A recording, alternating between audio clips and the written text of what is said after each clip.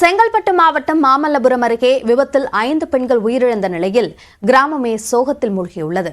பண்டிதமேடு பகுதியைச் சேர்ந்த ஆந்தாயி, விஜயா, லோகாம்பாள், கௌரி, யசோதா ஆகியோர் நேற்று கூட்டாக மாடு மேய்க்க சென்றனர். பணியை முடித்துக் கொண்டு இளைப்பாற இவர்கள் அனைவரும் சாலையோரம் உள்ள புல்தரையில் கிராமமே சோகத்தில் மூழ்கியுள்ளது. பண்டிதமேடு பகுதியில் சேர்ந்த இளைப்பாற இவர்கள் அனைவரும் சாலையோரம் உள்ள புல்தரையில் அமர்ந்திருந்தனர். அப்போது அவ்வழியாக அதிவேகத்தில் சென்ற கார் இந்த பெண்கள் மீது மோதி இழுத்துச் சென்றது. இந்த கோர விபத்து சென்னை வானிலை ஆய்வு மையத்தினுடைய இயக்குநர் பாலச்சந்திரன் செய்தியாளர்களை சந்திக்கிறார். அதனை நேரலையில் பார்க்கலாம். சென்னைக்கு தென்கிழக்கே சுமார் 480 கிலோமீட்டர் தொலைவிலும் நிலை கொண்டுள்ளது. மகாபலிபுரத்துக்கும் இடையே 30ஆம் தேதி காலை ஆழ்ந்த காற்று இன்று மாலை முதல் நாளை காலை வரையிலான இடைப்பட்ட நேரத்தில் கரையை கடக்கும் பொழுது ஆழ்ந்த காற்றழுத்த தாழ்வு மண்டலமாக கரையை கடக்கக்கூடும். கரையை கடக்கின்ற பொழுது இதன் காரணமாக அடுத்து வரும் 24 மணி நேரத்திற்கு டெல்டா மாவட்டங்கள், செங்கல்பட்டு கனமழைக்கான வாய்ப்பு உள்ளது. நாளை விழுப்புரம், செங்கல்பட்டு மாவட்டங்களில் ஓரிரு இடங்களில் அதி கனமழைக்கும், சென்னை, தஞ்சாவூர் ஆகிய மாவட்டங்களில் ஓரிரு இடங்களில் கனமுதல் மிக கனமழையும், திருவள்ளூர், சென்னை, காஞ்சிபுரம், ராணிப்பேட்டை, திருவண்ணாமலை, பெரம்பலூர், அரியலூர், மயிலாடுதுறை, காரைக்கால் மற்றும் டெல்டா மாவட்டங்களில் ஓரிரு இடங்களில், புதுக்கோட்டை ஆகிய மாவட்டங்களில் ஓரிரு இடங்களில் கனமழைக்கும் வாய்ப்பு உள்ளது. 1 இடங்களில் கனமுதல் மிக கனமழையும், கிருஷ்ணகிரி, தருமபுரி தரைக்காற்றுக்கான எச்சரிக்கை பொறுத்தவரையில் இன்று முதல் நாளை மாலை வரை வட தமிழக கடலோர மாவட்டங்கள் மற்றும் புதுவை, காரைக்கால் பகுதிகளில் பலத்த தரைக்காற்றானது மணிக்கு 45 முதல் 55 கிலோமீட்டர் வேகத்தில், அவ்வப்பொழுது 65 கிலோமீட்டர் வேகத்தில் வீசக்கூடும்.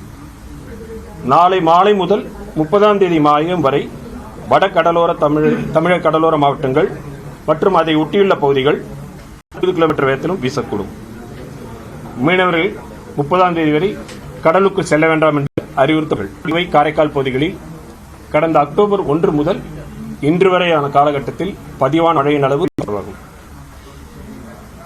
தற்பொழுது 2 விஷயங்கள் நாம பார்க்கிற பொழுது இது எல்லாத்துக்கும் சேர்ந்த ஒரே இதுதான். அதாவது இதுல பார்த்தோம்னா முன்னாடி நம்ம சொல்ற மாதிரி ஒரு மேல் பகுதியில் விரிவடைதல் போன்ற பல விஷயங்கள் இருக்கு. இதுல பார்க்கும் பொழுது 26 நேற்று முதல் பாத்தீங்கன்னா காற்று குவிவது குறைந்துள்ளது. 28ஆம் தேதி அது காற்றினுடைய விரிவடைவது தொடர்ந்து நிலை கொண்டிருக்கிறது. அதனால மேல இன்னும் சிஸ்டத்துக்கு இன்னும் ஃபேவரபிளா இருக்கு. கீழ்ப்பகுதியில் குறைந்திருக்கிறது.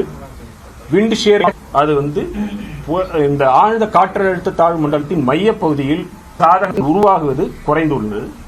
மேலும் அந்த பொழுது அது நகரும் பொழுது சற்று நகர்ந்தால் நமக்கு அதற்கு செல்லக்கூடிய ஃபீல்டர் பாயிண்ட்ஸிலிருந்து அதனுடைய கன்வெக்ஷன்ஸ் குறைஞ்சதன் காரணமாக நேற்று அவ்வளவு குறிப்பிட்ட அளவுக்கு எதிர்பார்த்த அளவுக்கு மழை நிகழவில்லை.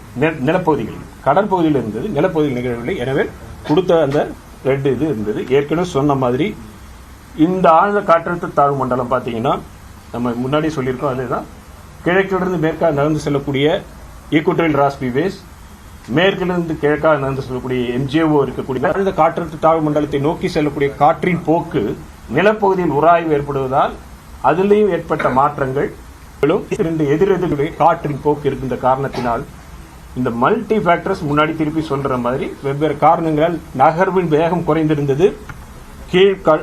வளிமண்டலத்தின் கீழ்ப்பகுதியில் காற்று குவிதல் குறைந்திருக்கிறது. அதனால் காற்று திசை மாறும் பகுதி நிலப்பகுதியை ஒட்டியுள்ள போகக்கூடிய காற்றின் போக்கில் அந்த ஸ்ரீலங்கா பகுதியில் ஏற்பட்ட மாறுதல் காரணமாக அதன் நகர்வில் ஏற்பட்ட குறைவு காரணமாகவும் மொத்தமாக பார்க்கும் பொழுது காற்று புரிவு தமிழ்ல மாத்திக்கிறதா நீங்க சொல்லலாம். பட் காற்று திசையோ ரெண்டும் மாறினா, அதாவது ஒரு சிஸ்டத்தை ஒரு உருளை மாதிரி நீங்க கற்பனை பண்ணீங்கன்னா சமயங்கள் வேறுபாடு உண்டு.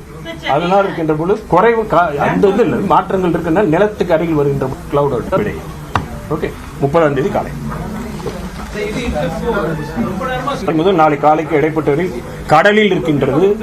அதில் சாதகமாக இருக்கக்கூடிய பகுதியிலிருந்து காற்று விரிவடையும் தன்மை இருக்கிறது. அது பார்க்கிறோம். இன்னும் இருக்கு அந்த படம். 3 தினங்களா பார்க்கும் பொழுது டைவர்ஜென்ஸ்ல இன்னும் 28ஆம் தேதி 26 கன்வர்ஜென்ஸ் இது டெம்பரரியா குறையும்.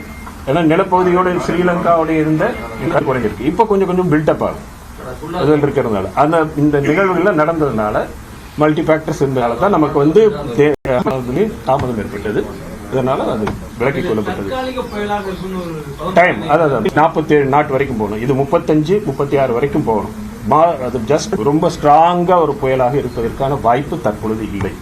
அது பகுதியில் அது தடுக்கக்கூடிய நிகழ்வு இதெல்லாம் இருக்கக்கூடியதுனால நிலப்பகுதியிலிருந்து செல்லக்கூடிய காற்றுடைய திசையில் இருக்கிறதுனால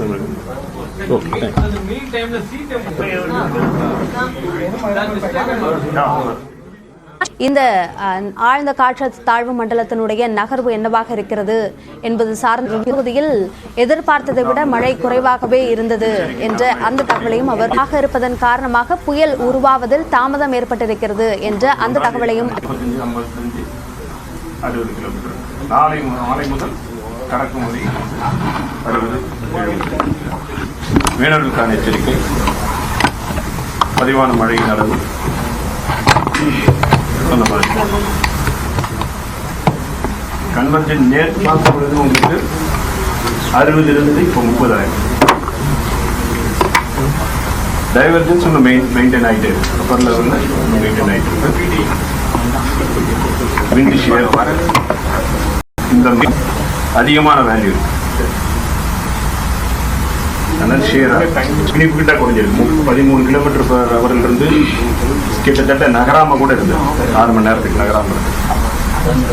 அந்த மாதிரி கிழக்கிலிருந்து மேற்கு, மேற்கிலிருந்து கிழக்கு, அந்த நிலப்பகுதியிலிருந்து செல்லக்கூடிய காற்று, பிறகு வட திசையில் இருக்கக்கூடிய பிரிட்ஜ் என்று சொல்லக்கூடிய எதிரெதிர் திசை காற்று போகக்கூடிய திறனால இது இருக்கு.